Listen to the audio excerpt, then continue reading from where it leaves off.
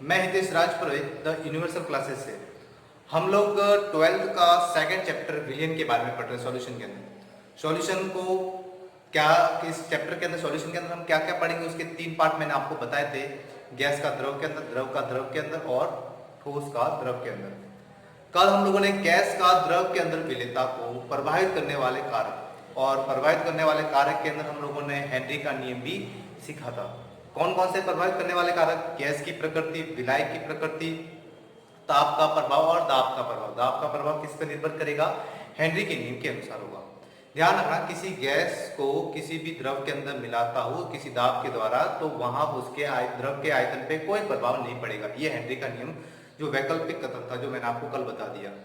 आज हम second part जो द्रव के अंदर विलेयता को पढ़ेंगे, लेकिन इससे पहले हम लोग जो कल का जो एक टॉपिक बाकी रह गया था, हेनरी के नियम की कुछ सीमाएं। अब ये नियम कब तक लागू होगा, इसकी कुछ सीमाएं होनी चाहिए। तो वो सीमा इस प्रकार से थी कि पहला है जो दाब बहुत ही अधिक नहीं होना चाहिए। कहने का मतलब आपका दाब एक लिमिट तक होना चाहिए। ज्यादा दाब लगाओगे किसी द्रव को, किसी गैस को द्रव के अंदर मिलाने से, तो ब्लास्ट होने की संभावना भी रहती है। तो दाब बहुत ही कम होना चाहिए। दूसरी बात, ताप बहुत ही कम नहीं होना चाहिए, मतलब फ्रीजिंग की अवस्था में नहीं होना चाहिए। अगर फ्रीजिंग है तो गैस के अणु द्रव के अंदर नहीं मिल सकते। मतलब ताप आप लोगों को लिमिट रूम टेम्परेचर होना चाहिए। ठीक है। उसके बाद है गैस विलायक के साथ अभिक्रिया नहीं करे। ऐसा नहीं कि गैस को अगर मैं किसी विलायक के अंदर, द्रव के अंदर मिलाता हूं तो वो बन के कोई दूसरा प्रोडक्ट बन जाए, तो दूसरा प्रोडक्ट बनना नहीं चाहिए। जैसे मैं HCl गैस को अगर मैं H2O के अंदर मिलाता हूं तो वो HCl गैस ही बनेगी, लेकिन वो लिक्विड फॉर्म में HCl गैस बनेगी। ऐसा नहीं कि आपके दूसरा प्रोडक्ट बन रहा है। ठीक है। तो प्रोडक्ट वही बनना चाहिए जो गैस है। आप लोग किसी गैस को द्रव के अंदर मिलाते हो तो मिल जाएगी, लेकिन वो प्रोडक्ट आपका वही बनना चाहिए जो आपके गैस है। जैसे गैस आप लोगों का HCl है, तो HCl को अगर H2O के अंदर मिलाओ तो मुझे HCl टाइप का लिक्विड ही मिलेगा। ठीक है। ये इसका तीसरी पॉइंट थी। लास्ट था विलियन तनु होना चाहिए। विलियन कैसा होना चाहिए? आपके तनु होना चाहिए। ये इसकी हेनरी के नियम की कुछ सीमाएं थी, तो मैंने बोल दी, आप लोग लिख लेना, इजी है। और इसकी क्वेश्चन नेक्स्ट हेनरी के नियम के बाद है हमारे लोगों के द्रव का द्रव में विलयन, हमारे जो चैप्टर का सेकंड पार्ट। अब द्रव का द्रव के अंदर विलयन, तो द्रव को द्रव के अंदर मिलाने के लिए कुछ कंडीशन होती है।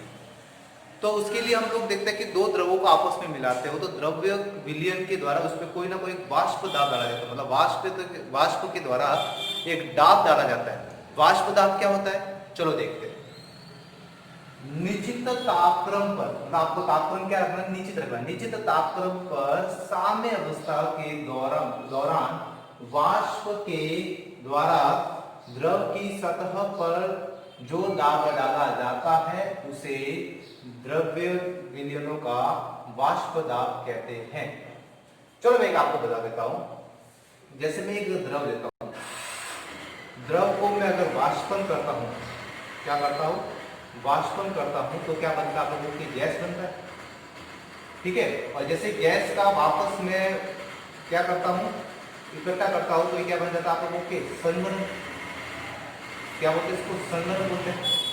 मैंने यहाँ पर लिखा वाष्पन और संघनन, सुना ध्यान से। अगर मैं किसी द्रव को ज्यादा हीट करता हूं तो वो आप लोगों के गैस फॉर्म में आ जाता है। लेकिन जैसे आपका पात्र बंद है, सुना ध्यान से, यहाँ पर आपके पात्र बंद है, तो मैं जैसे गैस को उबालता हूं और वह पात्र खुला तो गैस के अपने द्रव को उबालता हूं तो क्या होगा? आप लोगों के गैस के अणु में कन्वर्ट होके उड़ जाएगा। लेकिन जैसे मैं इस पात्र को ढक देता हूं, तो पात्र को अगर मैं ढक देता हूं तो यहाँ पर क्या हो जाता है कि ये जो आप लोगों के जो गैस फॉर्म में जो अणु बने हैं जो द्रव से गैस में, तो वो ये वापस संघनन होकर इकट्ठे होकर वापस क्या बन जाता है? आप लोगों के द्रव फॉर्म में आ जाता है। तो जो वाष्पन और संघनन की जो बीच की जो अवस्था होती है, जैसे आपके द्रव से क्या बनता है? गैस बनता है और गैस से वापस द्रव बनता है। तो इसकी जो बीच की अवस्था होती है, इस दौरान द्रव की सतह पर जो दाब डाला जाता है उसको हम क्या बोलते हैं? द्रव्य विलयनों का वाष्प दाब बोलते हैं। क्या बोलते हैं? द्रव्य विलयनों का वाष्प दाब। अब आता मैं एक एग्जांपल बताता हूं कि ये जैसे, ये तो दोनों मैं बात कर रहा हूं वाष्पशील के बारे में बात कर रहा हूं। विलयन मतलब विलय और विलायक से मिलकर बनता है, ये आपको कंपाउंड पता है। अब अगर विलय और विलायक का मुझे वाष्प दाब निकालना है, क्या प्रभाव पड़ता है, चलो आइए देखते हैं। मैं बोलता हूं, यहां पर एग्जांपल के तौर पे मैं दो पात्र बनाता हूं, सुना ध्यान से, यहां पर एग्जांपल के तौर पे मैं दो पात्र बनाता हूं, ठीक है। इस पहले वाले पात्र के अंदर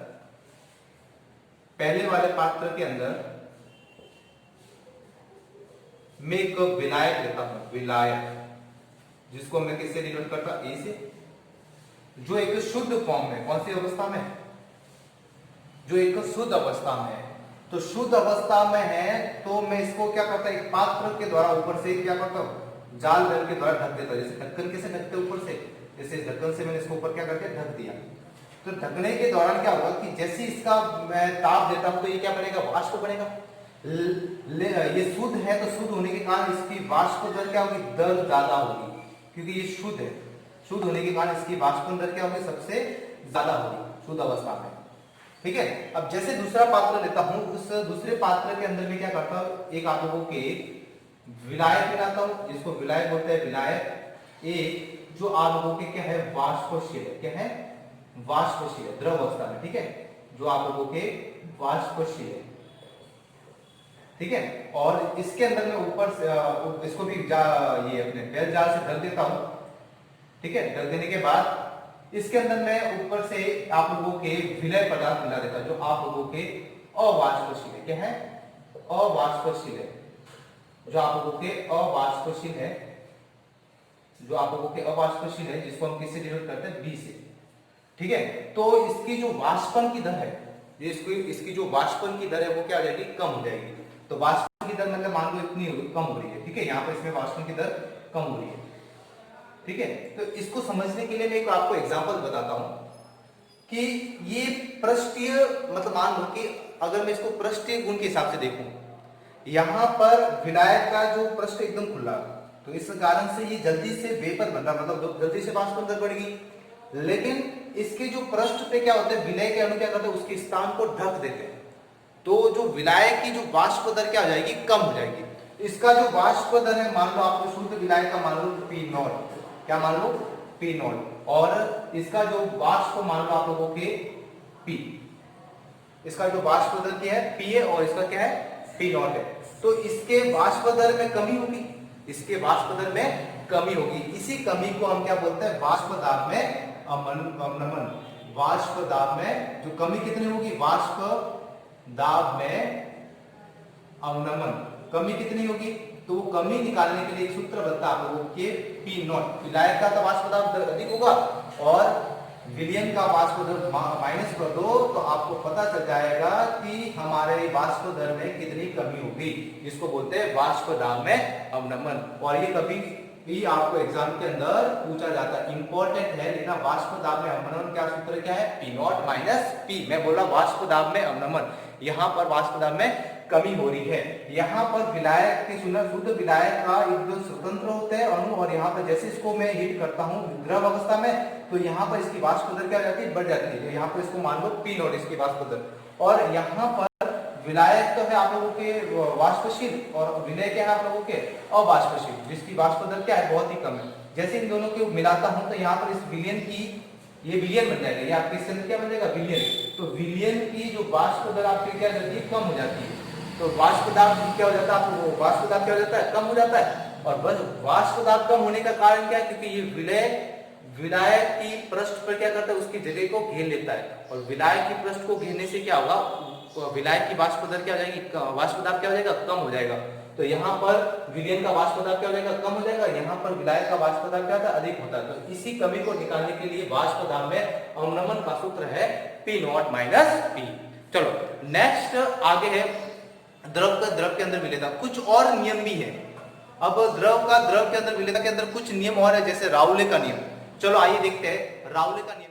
द्रव का द्रव के विलयन के अंदर राउले का नियम, राउले का नियम क्या कहता है, राउले का नियम क्या कहता है कि देख लो एक बार कि निश्चित तापक्रम पर वाष्पशील विलय युक्त आप लोगों के विलयन कैसा होना चाहिए, वाष्पशील होना चाहिए में उपस्थित अवयव। अब आपको पता है विलयन के अंदर कौन से अवयव होते हैं आप लोगों के, विलय और विलायक। का वाष्प दाब, मतलब उसके आंशिक वाष्प दाब, मतलब विलय और विलायक के दोनों का अलग अलग दाब, जिसको बोलते हैं आंशिक दाब।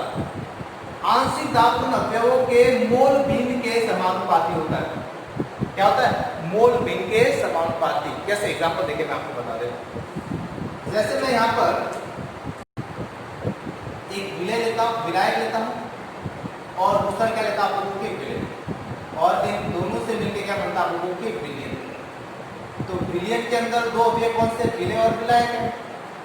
इसकी जो आप लोग मान लो, इसका जो दाब है आप लोगों के आंशिक दाब मान लो पी, इसका आंशिक दाब हो गया पीबी, और टोटल दाब कितना हो गया? पीए प्लस पीबी। ये वाष्प दाब कितना हो गया? पीबी। ठीक है, विलायक का आंशिक वाष्प दाब क्या? पीए, और विलय का आंशिक वाष्प दाब क्या? पीबी। इसके मोल अंश XA, इसके मोल अंश XB। ठीक है, ये मोल अंश के बारे में आप लोगों को मैंने पहले वाले वीडियो में बता दिया। तो ये बात जो बताने चाह रहे हैं, राउले का नियम, कि जो विलय विलायक, अगर आप लोगों का विलयन कैसा होना चाहिए? एक तो वाष्पशील होना चाहिए, और उसमें उपस्थित विलय और विलायक, विलायक का आंशिक दाब उसके मोल अंश के समानुपाती, और विलय का आंशिक दाब आप लोगों के उसके मोल अंश के समानुपाती। तो इसको हम इस प्रकार से लिख सकते हैं, PA समानुपाती XA और PB समानुपाती XB, हम लोग इसको लिख सकते हैं। राउले का नियम दो भागों में समझाया गया। राउले के दो नियम कैसे, दो भागों में कैसे समझाया गया? देखो, पहला है आप लोगों का वाष्पशील विलय युक्त विलयन। पहली बात तो ये, मतलब इसके अंदर आप लोगों का जो विलयन बनता है उसके अंदर आप लोगों के क्या हो? वाष्पशील विलय क्या हो? आप लोगों के वाष्पशील। सुना जाए। और दूसरा है अवाष्पशील विलय युक्त विलयन का वाष्प। देखो, ये आपके वाष्पशील विलय युक्त विलयन, ठीक है, उसका वाष्प दाब, और अवाष्पशील विलय युक्त विलयन का वाष्प दाब। तो ये आप लोगों के राउले के नियम को दो भागों में बांटा गया है। अब यहाँ पर जैसे मैं यहाँ पर समझाता, देखो एक पात्र लेता हूँ,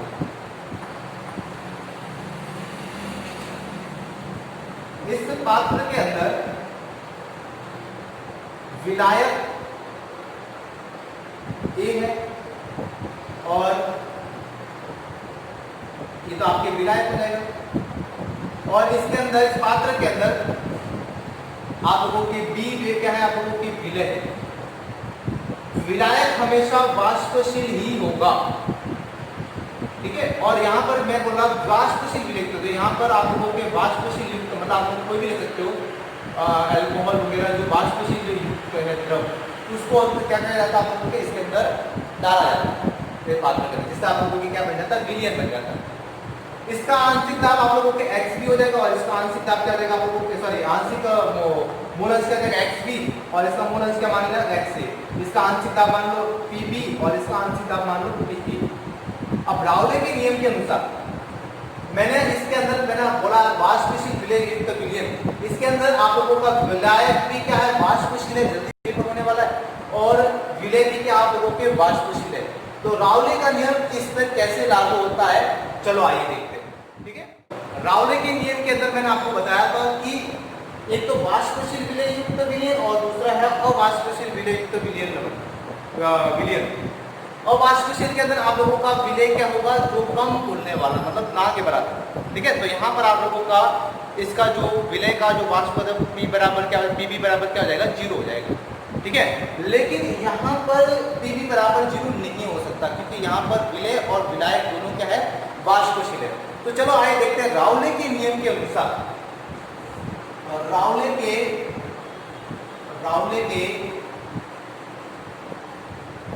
नियम के अनुसार, राउले के नियम के अनुसार क्या कहता है आप लोगों के? मतलब आज इसके अंदर जो विलय और विलायक है, विलय और विलायक, जैसे मैं यहाँ पर आपके पात्र के अंदर देखिए समझा देता हूँ।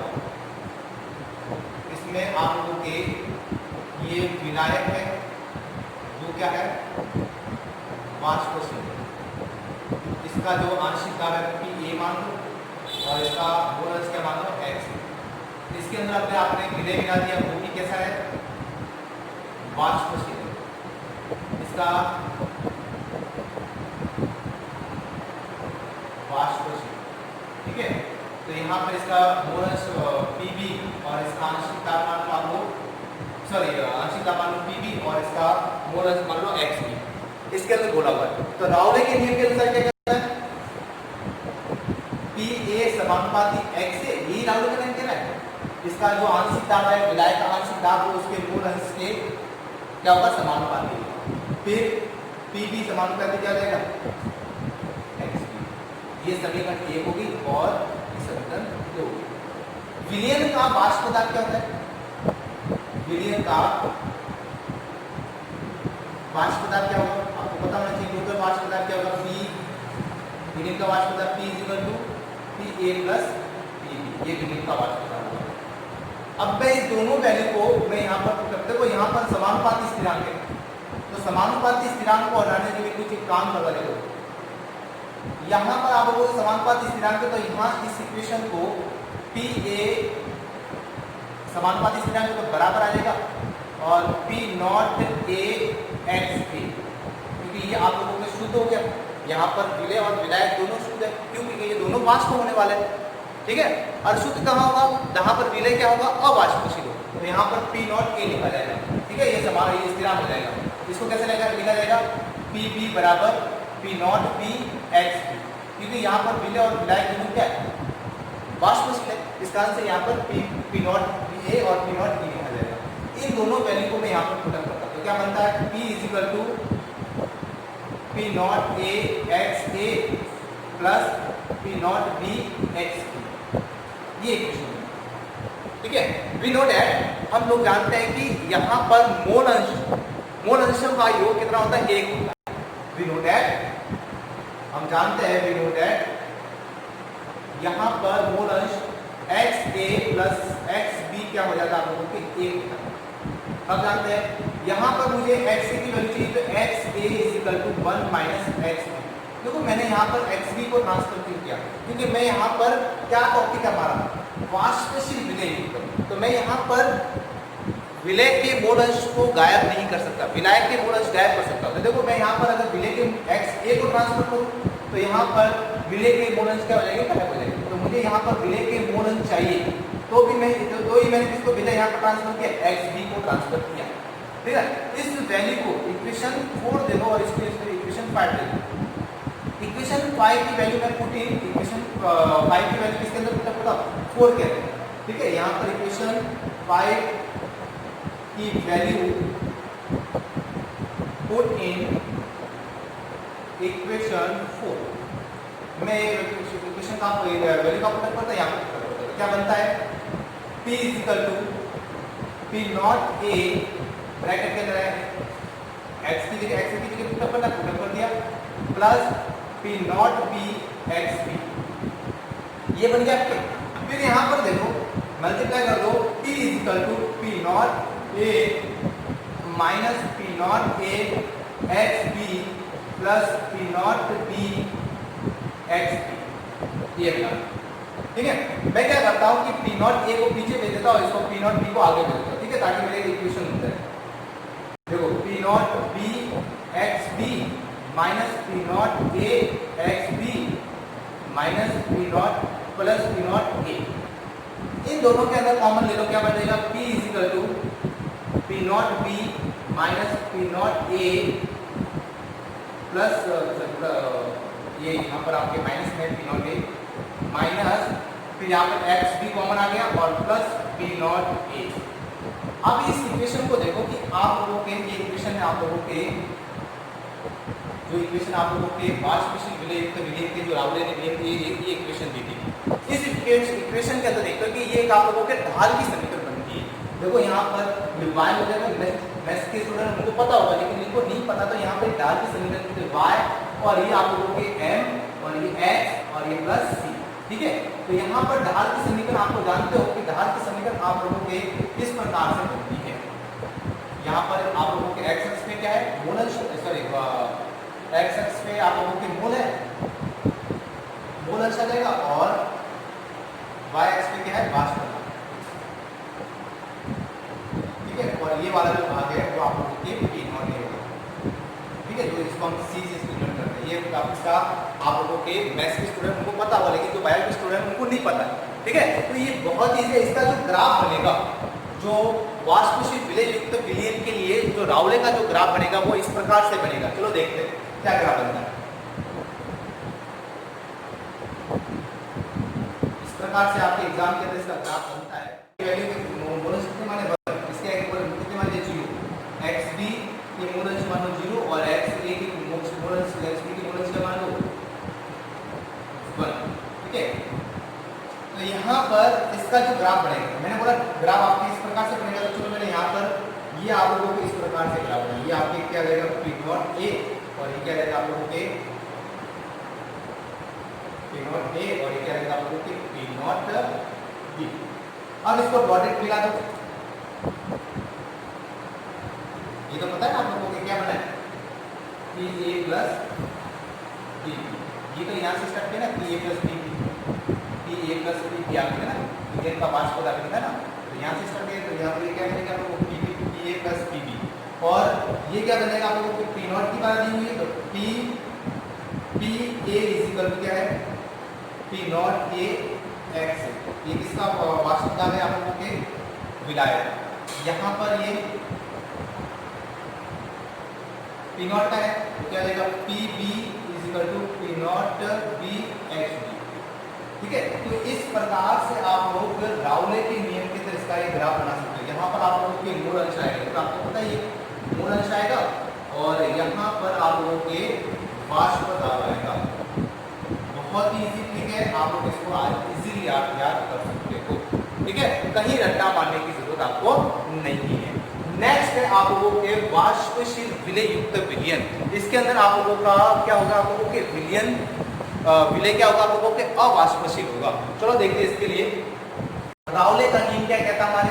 जैसे मैं यहाँ पर बीकर लेता हूँ, इस बीकर के अंदर विलय क्या होगा आप लोगों के अवाष्पशील होगा, और विलायक क्या होगा आप लोगों के विलायक क्या होगा आप लोगों के वाष्पशील। जैसे कि मैंने यहाँ पर एक बीकर लिया, इस बीकर के अंदर एक मैंने क्या भरा विलायक, जो कि आप लोगों के वाष्पशील है, ठीक है। और इसका आंशिक दाब आप मान लो पी ए और मूल अंश का मान लो एक्स, सॉरी एक्स। इसके अंदर मैंने एक विलय मिला दिया, विलय का वो जो कि आप लोगों के अवाष्पशील है, अवाष्पशील, और इसके दाब क्या मान लो आंशिक दाब पी बी और एक्स बी मूल अंश, ठीक है। ये दोनों मैंने इसके बराबर मान। जो राउले का जो नियम क्या कहता है लिखो यहाँ पर, राउले का नियम क्या कहता है, राउले का नियम क्या कहता है पी ए समानुपाती एक्स। तो इसको कैसे लिखोगे P A is equal to P not A X, ठीक है। फिर ये तो विलय के लिए, विलय के लिए क्या होगा पी बी बराबर पी बी समानुपाती क्या होगा X B. Same to same रहेगा, देखो यहाँ पर सेम कर रहा मैं, कुछ चेंज नहीं कर रहा, ठीक है। थोड़ा चेंज करूँगा मैं बाद में बताता हूँ। यहाँ पर पी बी समानुपाती एक्स बी क्या बन जाएगा, ये P B is equal to P naught P X B, equation 2, ठीक है। विलयन का वाष्प दाब, विलयन का वाष्प दाब, विलयन का वाष्प दाब क्या होगा P is equal to P naught P A plus P B, ठीक है। यहाँ पर राउले का नियम वाष्पशील विलय युक्त विलयन के लिए लगता है, अवाष्पशील के लिए नहीं रखता। तो यहाँ पर ध्यान रखना पी बी बराबर क्या हो जाएगा आप लोगों के 0, जिसको नगण्य के बराबर माना जाता है। तो यहाँ पर देन आपके पी बी बराबर पी इज इक्वल टू क्या रहेगा पी ए, ठीक है। तो यहाँ पर ये इक्वेशन 3 होगी। इक्वेशन 1 की वैल्यू पुट इन इक्वेशन 3 क्या बनेगा P इज इक्वल टू क्या जाएगा पी ए, तो पी ए क्या हमारे पास पी नॉट ए एक्स ए, ठीक है। अब यहाँ पर मैं विलय की बात करूँ तो विलय तो है ही नहीं, तो वी नो दैट हम जानते हैं, वी नो दैट क्या जानते हैं आप लोग कि X A plus X B is equal to क्या होता है 1, then x a is equal to क्या आ जाएगा 1 माइनस x b। ठीक है, ये वैल्यू को मैं पुट करता हूं, ये इक्वेशन 4 दे दो, ये इक्वेशन 5। ठीक है, तो इक्वेशन 5 की value put in equation 4 put up कर दो तो क्या आ जाएगा p is equal to p naught a 1 minus x b। Then multiply कर दो p is equal to p naught a multiply कर दो क्या आएगा minus p naught a x b। ठीक है, मुझे देखो यहाँ पर इसके मोल अंश विलय के मोल अंश पे क्या प्रभाव पड़ता है। बात ये यहाँ पर ये हो रही है कि विलय के मोल अंश पे क्या प्रभाव पड़ता है। चलो देखते हैं विलय के मोल अंश पे क्या प्रभाव पड़ता है। चलो विलय के मोल अंश क्या है, एक्स बी बराबर क्या आ जाएगा, एक्स बी है ना, sorry P not A X B है, इसको यहीं रखो, इसको ट्रांसफर कर दो P not A minus P, इसको इधर लिया और इधर ट्रांसफर कर देते हैं और चांद फिर एक्स बी बराबर क्या आ जाएगा, P not A minus P upon P not a. ठीक है, ऐसे में तो इसको जो बोलते हैं पी नॉट ए, जो P not A minus P upon P not a, इसको जो बोला जाता है, इसको बोला जाता है वाष्प दाब में आपेक्षिक अवनमन। क्या बोला जाता है, वाष्प दाब में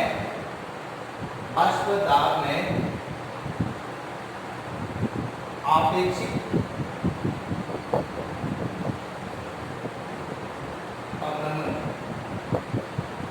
ठीक है, इसको बोला जाता है वाष्प दाब में आपेक्षिक अवनमन। ध्यान रखना कि यहाँ पर आपेक्षिक अवनमन जो वाष्प दाब में जो कमी होगी वो विलय के मोल अंश के बराबर होगा, ये ध्यान रखना। तो यहाँ पर अवाष्पशील विलय युक्त विलयन के लिए डेरिवेशन आ गया जो रावले का नियम के हिसाब से बताया, और ये एक वाष्पशील विलय युक्त के लिए जो डेरिवेशन आपके सामने इस प्रकार से बनेगा।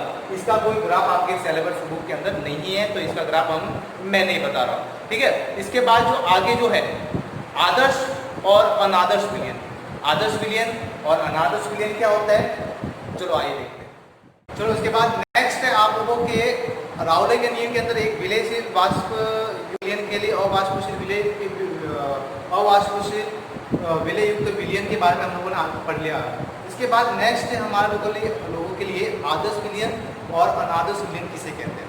आदर्श विलयन क्या होता है, जो रावले के नियम की पालना करता है। अब रावले का नियम क्या रहता है वो आपको पता ही है, क्या होता है, पी विलय आप लोगों के विलायक का जो आंशिक वाष्प दाब वो विलायक के मोल अंश के समानुपाती होता है। ठीक है, तो वो रावले के नियम की पालना करता है, जो आदर्श विलयन होगा। नेक्स्ट है अनादर्श विलयन, दो भागों में बांटा गया, जो इसमें धनात्मक विचलन और ऋणात्मक विचलन। दोनों में धनात्मक विचलन और ऋणात्मक विचलन के अंदर भी आप लोगों के रावले के नियम की पालना नहीं करता। तो रावले के नियम केवल आदर्श विलयन के लिए ही होता है, अनादर्श विलयन के लिए नहीं होता। तो मैंने यहाँ पर क्रॉस कर दिया। ठीक है, नेक्स्ट है इसके बाद यहाँ पर delta V M X, delta V mixture है। यहाँ पर आप लोगों के विलय और विलायक मिल के विलयन बनता है। तो विलय और विलायक का जो आयतन है और विलयन का जो आयतन है, दोनों में कोई परिवर्तन नहीं होता। ठीक है, तो यहाँ पर कोई परिवर्तन नहीं होता, इसका मतलब जीरो है।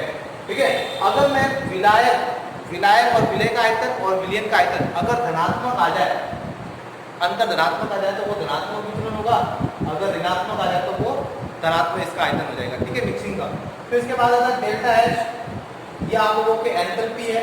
यहाँ पर आदर्श विलयन के अंदर यहाँ पर एंथैल्पी में कोई परिवर्तन नहीं होगा, ना ऊष्माशील होगा ना ऊष्मा शोषी होगा। ठीक है, यहाँ धनात्मक के अंदर क्या होगा, यहाँ पर ऊष्मा को ग्रहण किया जाएगा, ऊष्मा शोषी होगा। यहाँ पर आप लोगों के धनात्मक के अंदर ऊष्मा शेपिका मतलब ऊष्मा उत्सर्जित होगी। नेक्स्ट यहाँ पर रावले की इक्वेशन हम लोगों ने पढ़ा था, P इक्वल टू क्या था पूर्ण विलयन का वाष्प दाब P naught A x A plus P not B x B। लेकिन धनात्मक विचलन के अंदर यहाँ पर क्या हो जाता है, आप लोगों के विलायक का जो आंशिक वाष्प दाब है वो क्या जाता है, उससे थोड़ा बड़ा हो जाता है। यहाँ पर भी विलय का जो आंशिक वाष्प दाब वो क्या जाता है, बड़ा हो जाता है। लेकिन ऋणात्मक विचलन के अंदर यहाँ पर इसका वाष्प दाब क्या जाता है, आंशिक वाष्प दाब कम हो जाता है।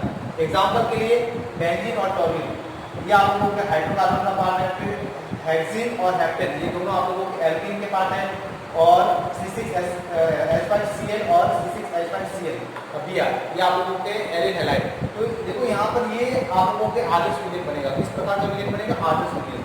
फिर धनात्मक विचलन के अंदर अगर मैं अल्कोहल एथेनॉल को अगर H2 के अंदर मिलाता हूँ तो वो धनात्मक विचलन बनेगा। ईथर को एसीटोन में मिलाता हूँ तो धनात्मक विचलन बनेगा। फिर कार्बन डाइसल्फाइड को अगर मैं मैथेनॉल में मिलाता हूँ तो क्या बनेगा? आपके धनात्मक विचलन। ऋणात्मक विचलन के अंदर क्लोरोफॉर्म को एसीटोन के अंदर मिलाता हूँ, क्लोरोफॉर्म को बेंजीन के अंदर मिलाता हूँ, या फिर आपके वाटर और एसिड का जो मिश्रण होगा वो आप लोगों के किस प्रकार का विलीन मिलेगा? ऋणात्मक विचलन। इसमें आदर्श विलीन के लिए मैंने आपको पहले ही ग्राफ बता दिया था। फिर धनात्मक विचलन के लिए ग्राफ क्या होगा? थोड़ा यहाँ से उठा हुआ ग्राफ मिलेगा। कैसे मिलेगा? XA बराबर 1, XB बराबर क्या रहेगा? 0, XB बराबर 0, XB बराबर 1। यानी यहाँ पर आप लोगों के ग्राफ मैंने पहले भी बताया था, ये एक ढाल की समीकरण बनती है आपने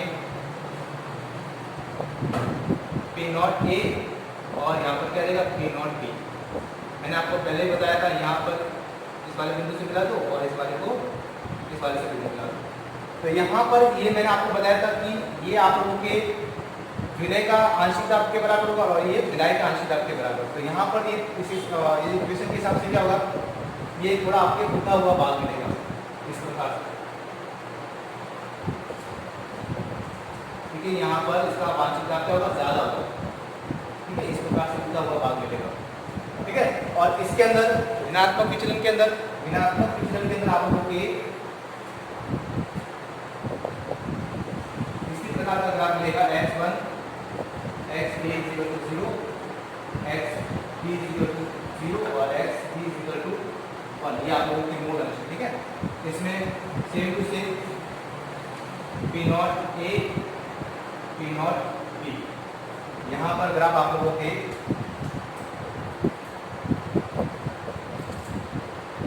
थोड़ा सा डाउन मिलेगा। क्यों? क्योंकि यहाँ पर इसका क्या होता है? देखा ना मैंने, यहाँ पर ये ज्यादा होगा, ये कम होगा, तो यहाँ आंशिक दाब कर देगा आप लोगों की थोड़ा सूखा हुआ आएगा। ठीक है, तो ये दोनों के ग्राफ है। यहाँ पर आपको पता है मोल अंश होगा, मोल फ्रैक्शन, और यहाँ पर क्या है आपके? वाष्प दाब। यहाँ पर भी वाष्प दाब और यहाँ पे क्या रहेगा? मोल फ्रैक्शन, मतलब मोल अंश। ठीक है, तो यहाँ पर हमारा जो टॉपिक है द्रव का, द्रव के अंदर विलयन, जो आदर्श विलयन और अनादर्श विलयन क्या होता है वो आपको मैंने अंतर बता दिया। बहुत संक्षिप्त है और आपको समझ में भी आएगा।